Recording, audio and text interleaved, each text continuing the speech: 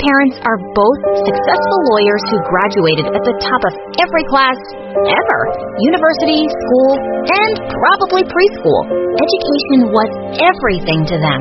It was so important that they had me registered in a really fancy school before I was even born, because it had a long waiting list. Before I started, my parents wanted to make sure I knew all the basics. A is for astronaut, and Butterbug! Look, Mommy! I made a butterbug! That's a butterfly with a B. Why is it so hard for you, Nicole? From the moment I joined kindergarten, I hated school. I couldn't sit still and focus on the lessons like the other kids, and it was so dumb that we couldn't talk to each other in class. Even when I silently sent paper airplanes to my friends, it made the teachers mad. They started making me sit outside the class often, and I loved it because I would draw in peace. It was the only thing I wanted to do. Once in 4th grade, my math teacher, Mrs. Mueller, was going on and on about frickin' fractions, and I started doodling. I drew her in my notebook with a horse's head on top of her body. It was so funny, I giggled. And the next second, she was glaring down at me. Are you drawing in my class, Nicole? What's this? A horse's head on a woman's body? That's so stupid. I think it's you, Mrs. Mueller. The whole class burst out laughing. I was immediately sent to the principal's office, and my parents were called in. My teachers had tons of complaints, but my parents wouldn't hear it. This is ridiculous. Nicole is probably bored because the teachers are boring. It's their fault. Well, it turns out it was my fault because I left that school and went to 3 others, but I wasn't doing much better. And when it was time for high school, my parents decided to send me to a normal one.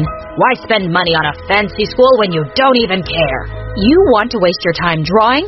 Fine by us. I felt bad for letting them down, but I was relieved I was going to an easier school now. On the first day at recess, I just sat down at an empty table when suddenly someone grabbed my arm. I looked up to see a girl with purple hair. Get up, punk. This table's mine. Maybe we can share it. Can't you see? There just isn't enough space for my friends. You're sitting in Luna's spot. Who's Luna and where is she? She's standing right next to you, dummy. I couldn't see anyone next to me. Was she crazy? I left the table, and as I was walking away, I saw her take out a chocolate bar and start eating it with a knife and fork while she talked to her imaginary friends. Just then, I heard someone call my name, and I turned to see Darren. He was Dad's best friend's son, and I had no idea he was at the same school. I joined him at his table and asked him about the purple-haired girl. Ella, she is trouble. Apparently, she's been to juvie twice. I don't even know why she comes to school. She's never been to class. Such a weirdo. Just stay away from her. Darren and I were in different classes, but we started hanging out whenever we could, and I was really glad to have a friend here. A few days later, I was sitting out on the bleachers and drawing when suddenly I heard Ella screaming in a megaphone at the football team. You guys suck. My grandma can play better than you, and she's dead. Why don't you let me play with you, huh? Oh, do I scare you, you little scaredy cats? Afraid to get beaten by a girl? Shut up, Ella. Unless you want to be a cheerleader, just buzz off. All the boys laughed and went back to practice. Suddenly, Ella dashed onto the field, grabbed the ball, and ran away. The whole team started shouting and running after her. One boy caught up to her and pushed her to the ground, and I jumped up as the two struggled over the ball. Hey, knock it off! Don't hurt her! I pulled the boy away and helped her up, and she instantly kicked him in the knees. He was about to attack her when the coach arrived on the scene, and the boys left grumbling.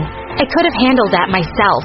Oh, I'm sure you're a superhero who could have fought 10 boys alone. Or were your imaginary friends gonna help you? She looked at me and suddenly burst out laughing. I have 3 stupid foster brothers, so I know how to deal with boys. Also, I don't have imaginary friends. People think I'm weird, so I act weird. She sat down on the bleachers and suddenly noticed my sketchbook. You drew this? Yeah, drawing's the only thing I love. I hate attending classes. Me too. How about you don't go to class and we'll draw each other? I gave her a paper and some pencils, and we sat there drawing for a while, our shoes touching. As I looked at her closely, I realized she was actually beautiful. When we exchanged our sketches, I burst out laughing. She just made a stick figure. Yeah, I lied. I can't draw. But wow, Nicole, you're amazing. I love it. I was so happy to hear that. But just then the bell rang and I had to go. We agreed to meet at the same spot the next day. As I was walking down the hallway, Darren caught up with me. Hey, what are you doing with Ella? I told you, she's bad news. I don't think she is, Darren. Maybe you shouldn't believe everything people say. Listen, I'm just looking out for you because you're my friend. Don't hang out with her, okay? He was starting to annoy me a little. If I wanted to hang out with Ella, I was gonna. So I kept coming up with excuses to ditch him and see Ella after school. And each day with her was an adventure. She showed me the best viewpoint of the city, and we went swimming in a gorgeous lake. We also had some of the fanciest free food in town because Ella was friends with the chef. One afternoon, Ella took me to some house and told me to hide in the bushes. Then she took off her backpack, which was full of rocks, and started hurling them at the windows. Oh my God, what are you doing? That's my last foster mom's house, and she's horrible. You gonna help me or not? Without another thought, I started picking up rocks and throwing them too. Just then, someone spotted us and started yelling. I grabbed Nicole's arm. Time to run! We ran like crazy till we left the house far behind, and we collapsed on the ground laughing. We lay on the grass for hours, and Ella told me about all the foster homes she'd been in. My current foster parents aren't great either. They hardly do anything for me. If I need new clothes, I have to shoplift them. It's why I've been to juvie twice now. Wow, that sounds tough. It's okay. I'll be out of here someday, and I'll do something amazing with my life. But for now, I'm really glad I found a friend. She pressed my hand gently, and I felt all warm inside. Later that night when I got home, I almost screamed to find Darren in my room. Jeez, you scared me. Why are you here? Why were you not here? You've been hanging out with that weirdo, haven't you? Darren, it's none of your business. Don't be mad at me. You know I only care. Yeah, so I'm fine, right? Happy? Now please, go away. I practically pushed him out of my window. This boy was getting on my nerves. And the next day when I met Ella outside of school, Darren appeared out of nowhere and said he was coming along. Nicole, why did you bring this extra package with you? I didn't. I don't want her to be alone with you, weirdo. Are you her watchdog? You sure smell like one. I'm her boyfriend. Nicole, I've been looking for the right time to say this. I know you like me too. And with that, he suddenly kissed me. I instantly pushed him away. Are you crazy? Why would you think you're my boyfriend? Just stay away from me, loser. We were walking off when suddenly he grabbed my hand, and then Ella punched him in the face. We left him crying in pain on the ground. I didn't know what Ella had in store that day, but soon I realized where we were. Isn't this Principal Trent's house? Principal Trent's house? Yeah, girl. Now tell me, how much do you hate him? A lot. Everybody does. But what are you planning to do, Ella? I thought we could be creative. You can draw whatever you want with this spray paint, my artist friend. I tried to talk her out of it, but she wasn't listening. She started without me, and it did look like a lot of fun. I joined in, and we both went crazy on the walls. Wow, what a thrill. This was so much fun, Ella. You are so much fun. She smiled at me, and she looked so lovely in the moonlight. Feeling impulsive, I leaned forward and kissed her. Then realizing what I'd just done, I pulled away. What was that? I'm so sorry. I don't know why I kissed you. No, I mean, why did you stop? She liked it. I pulled her close and kissed her again. It was the most amazing night. But the next day at school, I got a huge shock. I was called into the principal's office, and my parents were already there. And I was suspended for a month for spray painting his house. He had a video of me and Ella in action. If it wasn't for Darren who gave me this video, I would have never had the proof to expel Ella.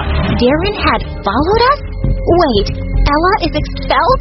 Yeah, she's been a problem since forever. You're lucky you're only suspended. I'm going easy on you because I know she's such a bad influence.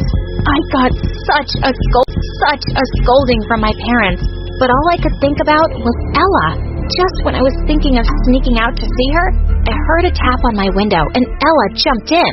Gosh, I'm so sorry you got expelled. Never mind that. Listen, my foster parents are kicking me out, and I'm going to be sent to some other home far away. Ella, you can stay with me. No, I can't. I'm running away, and I want you to come with me. What? Just think about it. We'll never have to go to school. You can draw all day, and Ella, I can't just leave. I have my family here, but I don't have anything here. Nicole, why can't you just do this for me? I care about you so much, but I just can't. Just then we heard Mom's voice by my door, and Ella pushed me away and left. Mom came in to talk to me, and by the time she left, Ella was long gone. What if she couldn't find anywhere to go and ended up homeless on the streets? Without any hesitation, I sneaked out to the nearest police station. My friend ran away from her foster home, but she has no money. Do you have a shelter that can take her? She has long purple hair. I gave the police all the information I could about Ella so they could help her. They assured me that they'd keep me updated, but before they could, someone turned up at my doorstep the next day. Darren, what are you doing here, jerk? I thought you might not have heard the news yet. Ella got arrested. What? Why?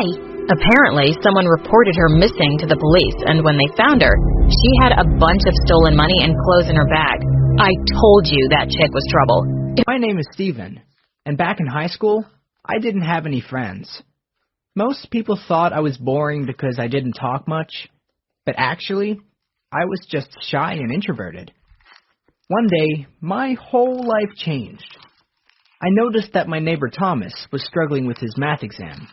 I kind of felt bad for him and gave him a small paper with all the correct answers so he wouldn't fail his exam. Then, after class, he came over to me and said, "Thanks, Steven. You are a real lifesaver.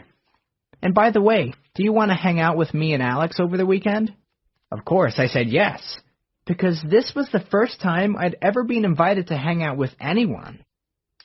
This was my chance to prove I wasn't as boring as everyone thought, and maybe I'd even make some friends.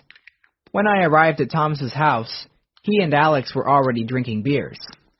This was a big problem for me because I'd never drunk alcohol before. Then Thomas handed me a large glass of vodka, but I said I'd rather not drink any alcohol. "Don't be such a coward," Thomas responded. "Drink it or go home."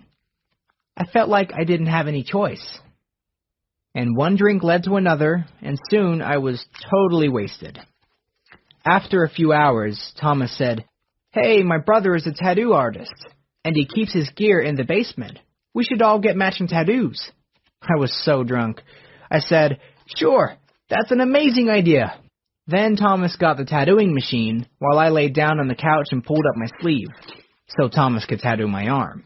However, I was so drunk that I immediately passed out, and I don't remember anything that happened after that. When I woke up the next day, my face felt like it was burning. It was so painful. I went to find a mirror, and when I saw myself, I couldn't believe it. Those bastards had tattooed a Batman mask on my face. I stormed out of their house and went home, but of course everyone gave me weird looks, and I couldn't blame them because I looked ridiculous. I'll also never forget the look of horror on my mom's face when I got home. She screamed, "What have you done to your face?" I told her it was just a tattoo and I was going to get it removed, but she totally freaked out and started crying, saying my face was ruined forever. When my dad found out about what happened, he got really mad and promised me to sue Thomas and Alex and put them both into prison. I thought that was a great idea to get justice, but I still had one much bigger problem to solve.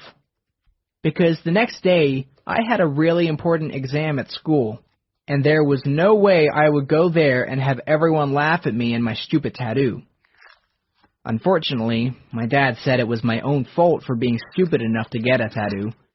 So the next day, he drove me to school and practically dragged me into my class. It truly was the worst day of my life. Everyone, and I mean literally everyone, came up to me and laughed at my tattoo. My teacher even had to lock the door to our classroom. because every 5 minutes someone would open the door, take a look at me, and start laughing. What made it even worse was that everyone was treating Thomas and Alex like heroes for giving me that tattoo. By the time I sat down for my exam, I was a mess. I couldn't focus on anything. So I failed the exam. So hard, I was forced to repeat the year. Since then, I had laser treatment over the summer vacation, so I look a lot better now. But I still have some scars all over my face, and you can still see the faint outline of the Batman mask. Luckily, my dad helped me sue Thomas and Alex, and their families were forced to pay me $150,000 in compensation. And the best thing was that Thomas and Alex were sent to a youth detention center for 3 months. It would be great to say that something good came out of all this. I'd love to tell you that the girls at my school thought I was cool because I was crazy enough to get a Batman tattoo, but that wasn't the case. I was nothing but a huge joke, not just in school, but in my whole town. Even now, I can't leave my house without people pointing and laughing at me.